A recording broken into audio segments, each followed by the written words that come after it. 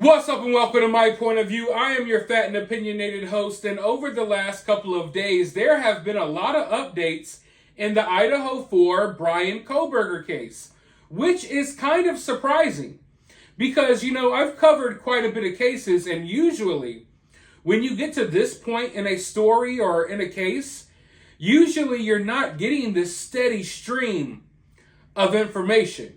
Once the suspect has been caught, and the mystery surrounding who could have done this is gone. Once he or she is behind bars and they're awaiting a trial, typically you're not just getting the steady stream every day, every other day, new details, new information. But in this case, it's been pretty consistent. And, you'll have a couple of quiet days and then some bombshells will drop. And I think it's just because a lot of people are interested in this case. And there's a lot of people who have somewhat interacted with Bryan Kohberger. This is a really social case, if you will. Sometimes we look into cases and it's like a country family who didn't really know anyone and something bad happened to them and this person did this. But in this case, we're dealing with 4 young students who were in college, all had their own social lives, were all friends, and they knew a lot of people. They were living an interactive life.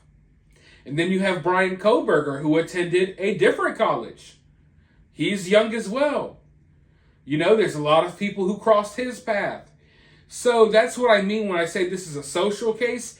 It's a case that affected a lot of people because we have four victims from 4 different families who were all friends, but I'm sure had their own friend groups, and they were all in school and went to various schools growing up. Then you got Bryan Kohberger at a whole nother school who knew these people and those people. So a lot of people have been affected by this case. And I think that's another reason why we're getting so much information, because everyone knows someone that knew this person or that person or Kohberger or something. You get what I'm saying? But the information that trickled out last night from some anonymous source that knows News Nation, which I'm not so sure about these sources. We already talked about that earlier. They revealed that there's a whole new story when it pertains to Dylan Mortensen, one of the survivors. Because, of course, we know that it was revealed that she was awake. She heard all types of noises. She saw Bryan Kohberger.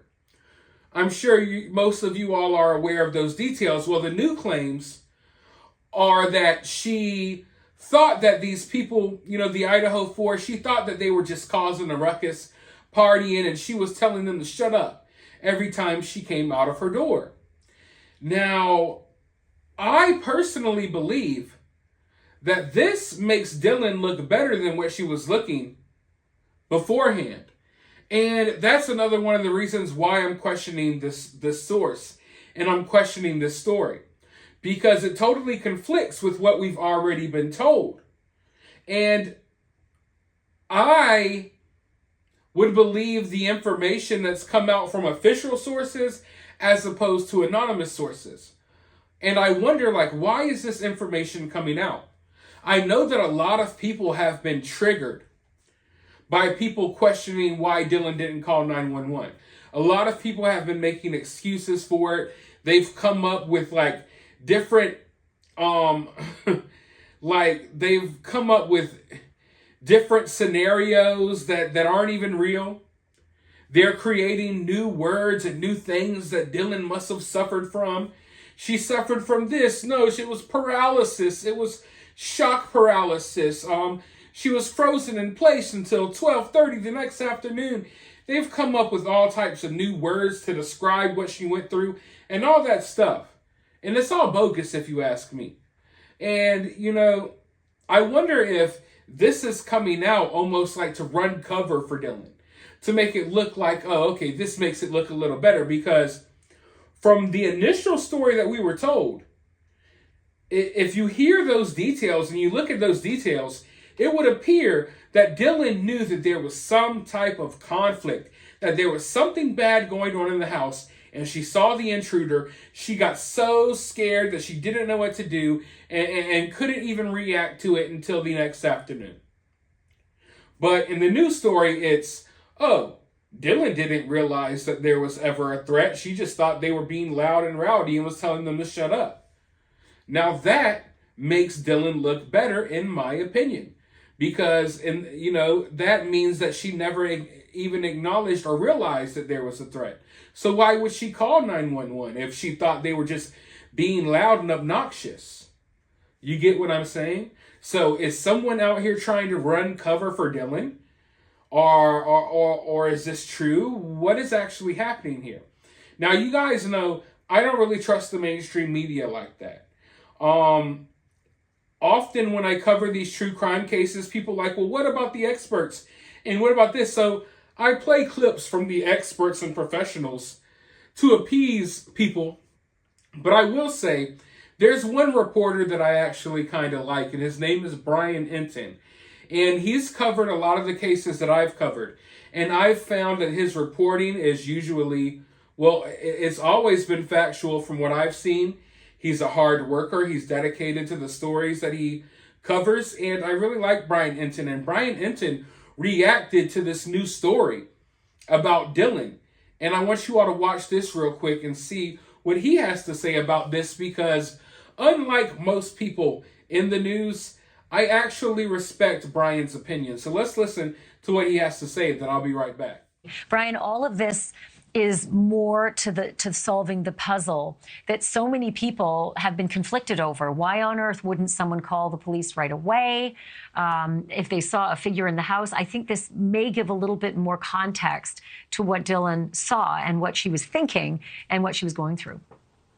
Yeah, maybe a little bit, but I still have so many questions, and something just isn't adding up here. I mean, the always locking of the door, that makes sense because we know this was a party house and all the rooms had individual doors. But what this anonymous source has told you, it doesn't jive exactly with what's in the probable cause affidavit, which is a very important document that police used to make the arrest.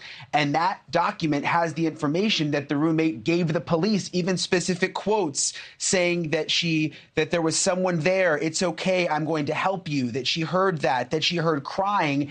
And then perhaps the most important thing, Ashley, that doesn't seem to jive with this new information, she said, quote, that she was in a frozen shock phase. A frozen shock phase. I don't understand how that matches up with her just thinking that there was partying going on in the house. So it's a really good point. I was trying to sort of make sense of that as well. And I can say this about all the probable cause affidavits that I've read. They are just a skinny little piece of the picture. And there's very little of the full story that's in the probable cause affidavit. So I think both things can be true at the same time. She may have done exactly as the probable cause affidavit outlines, but these may have been some of the additional things that happened. And I think there's even more. And as far as the shock phase that she's in, being a girl who is in college at 4 o'clock in the morning in the, dark house, seeing a man all clad in black that you don't recognize with a mask on might have been a little jarring, might have been a little frightening. You see, I respect the fact that Bryan just comes out and says, I have questions about why Dylan didn't call 911. There's a way that you could say that without being disrespectful or targeting the girl or attacking the girl, but we all have those same questions. And so does Bryan, and he said it even though he knows that people are going to get upset about that. But me and Bryan, basically, we're on the same page when it comes to this, because these sources and the story they're telling, it contradicts what we've already heard. And both of these things can't be true. I know that all of the information surrounding this case hasn't come out yet. There are so many details that we don't know yet. So I agree with what's her name, Ashley, or Banfield's point. I agree with her point. There's a lot of things that we don't know about yet. The story and the details have not been fleshed out. So I agree with what she's saying, but to say that she came out of her door to tell people to shut up, as opposed to she came out of her door because she heard crying and she was scared, those are two different things. And being scared and in shock and, frozen and you can't move and you can't say or do anything, that's different than being annoyed and thinking that people are making too much noise. So, I don't know why there's these conflicting stories out there. This is another thing that happens in true crime cases. When there's not a lot of details coming out, people create their own details to put out.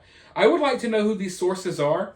News Nation seems to have a lot of sources lately, but at the very least, this isn't something that's just so far-fetched and out there that it's unbelievable, which is why I question, is this real or is it not real? And if it's fake, then what's the motive behind putting this out there? Other than to, I would think, maybe make Dylan look better? I mean, I guess we would all have different opinions. Like, you could think, oh, Dylan's coming out of her room telling them to shut up. That's so mean. How come she didn't know that something was going on? But in my mind, I look at it like, okay, if that was her reaction, then she never registered a threat. Therefore, I'm not going to blame her for not calling 911 if she thought it was just hijinks, college people doing college things, being loud in the middle of the night. So if she never registered the threat, then I understand why she didn't call 911. But if she registered the threat, she hears people crying, she hears people screaming and getting murdered, she sees the intruder, walks right past her and she's frozen in fear and scared and in shock, then I don't understand why she didn't call 911. So that's my thought process here. I'm sure some of you all feel differently. Feel free to let me know how you feel about this in the comment section. While you're down there, hit the thumbs up, hit the subscribe, ring that notification bell, and remember, always remain opinionated.